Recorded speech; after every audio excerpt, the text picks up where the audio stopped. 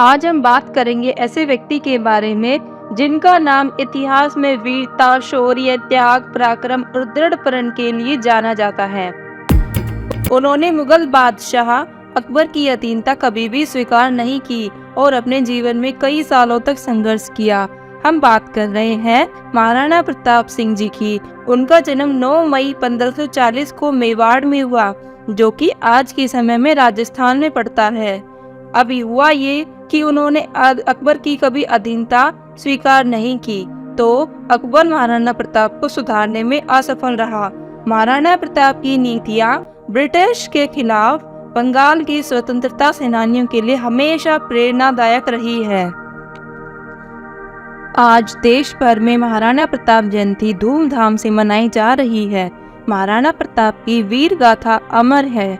इनकी गाथा आज भी किस्से कहानियों में सुनाई जाती है। इतिहासकारों का ये मानना है कि महाराणा प्रताप एक ऐसे योद्धा हैं जिन्हें दुश्मन भी सलाम करते थे। उनकी वीरता से भारत भूमि गौरवान्वित हुई है। आइए आज हम महान योद्धा और भारत के वीर सपूत महाराणा प्रताप के जीवन से जुड़ी अनसुनी बातें जानते हैं।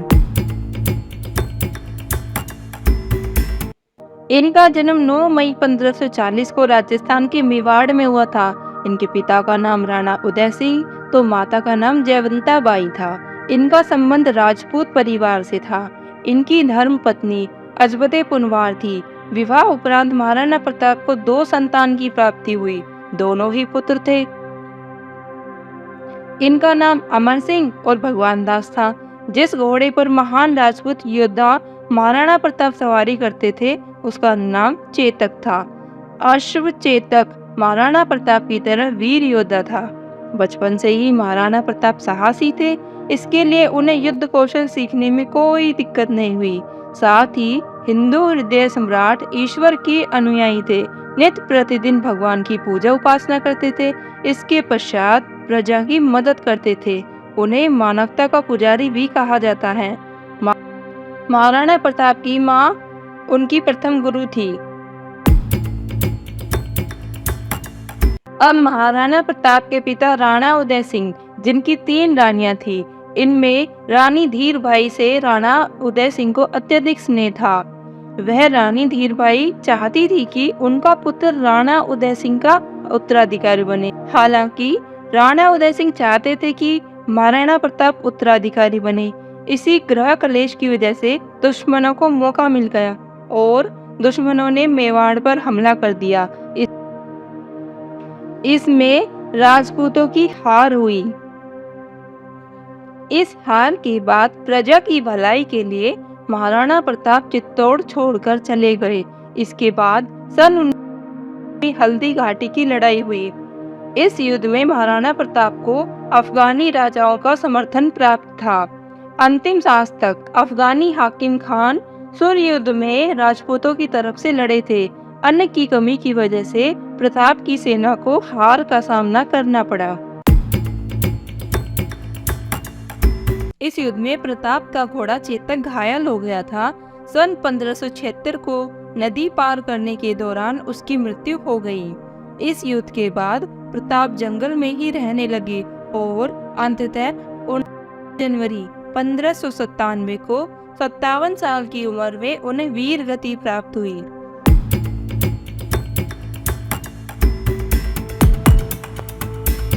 महाराणा प्रताप ऐसे शासक रहे हैं जो हमेशा अकबर को टक्कर देते रहे। आइए आज हम उनसे जुड़े कुछ महत्वपूर्ण तथ्यों के बारे में जानते हैं।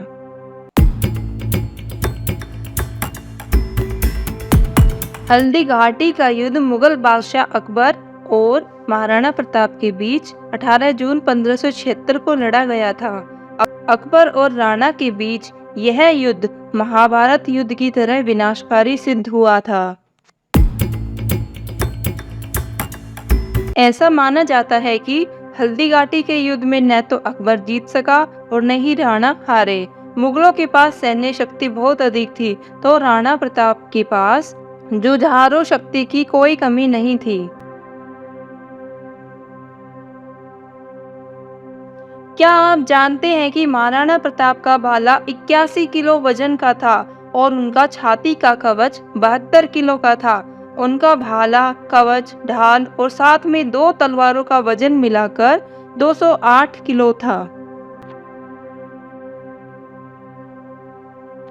आपको बता दें कि हल्दी घाटी के युद्ध में महाराणा प्रताप के पास सिर्फ 20,000 सैनिक थे और अकबर के पास 85,000 सैनिक थे।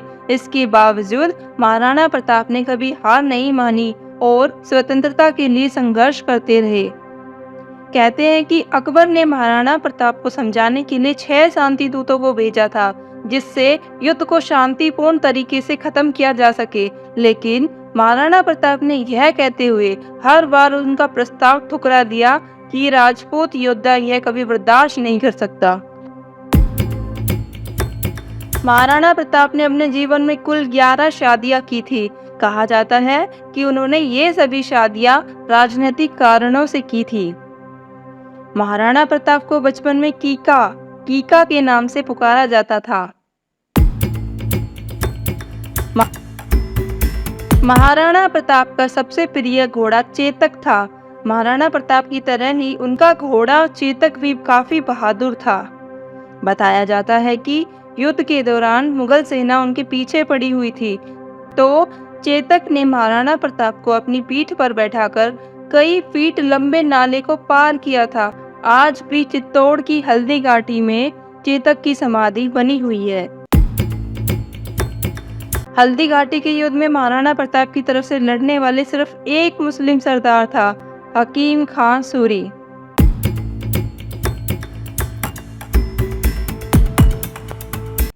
महाराणा प्रताप का कद 7 फीट 5 इंच लंबा था।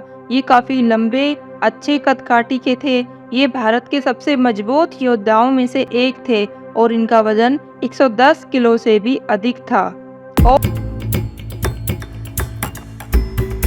सम्राट अकबर ने 30 सालों तक महाराणा प्रताप को बंदी बनाने की कोशिश की, परंतु उन्हें सफलता नहीं मिली।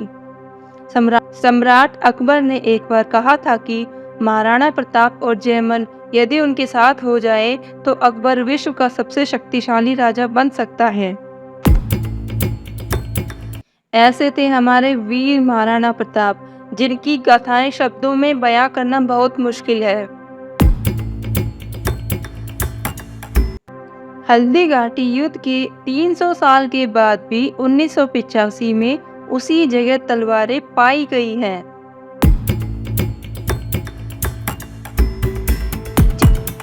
चेतक घोड़े की सबसे खास बात यह थी कि महाराणा प्रताप ने उसके चेहरे पर हाथी का मुखौटा लगाया हुआ था, ताकि युद्ध के मैदान में दुश्मनों के हाथियों को कंफ्यूज किया जा सके। हर युद्ध में चेतक घोड़े ने महाराणा प्रताप का साथ निभाया था। एक बार युद्ध में चेतक ने अपना पैर हाथी के सिर पर भी रख दिया था। हालांकि हाथी से उतरते समय चेतक का एक पैर हाथी की सूंड में बंधी तलवार से कट गया और पैर कटे होने के बावजूद महाराणा को सुरक्षित स्थान पर लाने के लिए चेतक बिना रुके 5 किलोमीटर तक दौड़ा। यहाँ तक कि उसने अपने रास्ते में पड़ने वाले 100 किलोमीटर के दरिया को भी एक छलांग में पार कर लिया, जिसे मुगलों की सेना पार न कर सकी।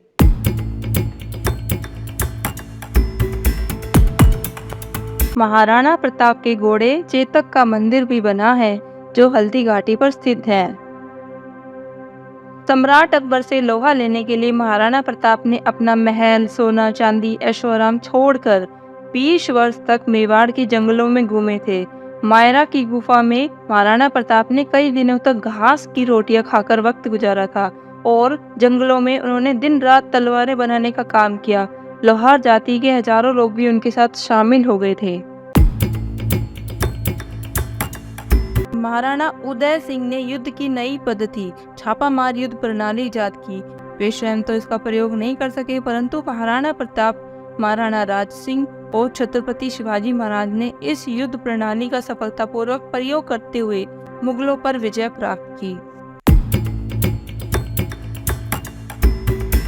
महाराणा प्रताप के विरुद्ध हल्दी घाटी में पराजित होने के बाद स्वयं अकबर ने जून से दिसंबर 1576 तक 3 बार अपनी विशाल सेना के साथ महाराणा प्रताप पर आक्रमण किए, परंतु वो महाराणा प्रताप को खोज नहीं पाए। बल्कि महाराणा प्रताप के बनाए हुए जाल में फंस गए और पानी और भोजन की कमी के कारण अपनी विशाल सेना का विनाश करवा बैठे। महाराणा प्रताप अपने जीवन काल में कई बड़ी से बड़ी लड़ाइयां लड़े और उन्होंने बहादुरी दिखाई, लेकिन कहते हैं ना, आखिरी समय कैसे भी हो आ ही जाता है। महाराणा प्रताप की मृत्यु 1597 को हुई थी। वो शिकार करते समय दुर्घटनाग्रस्त हो गए।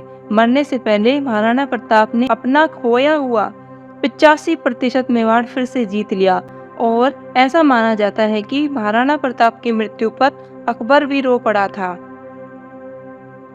इसीलिए महाराणा प्रताप को भारत का प्रथम स्वतंत्रता सेनानी भी कहा जाता है।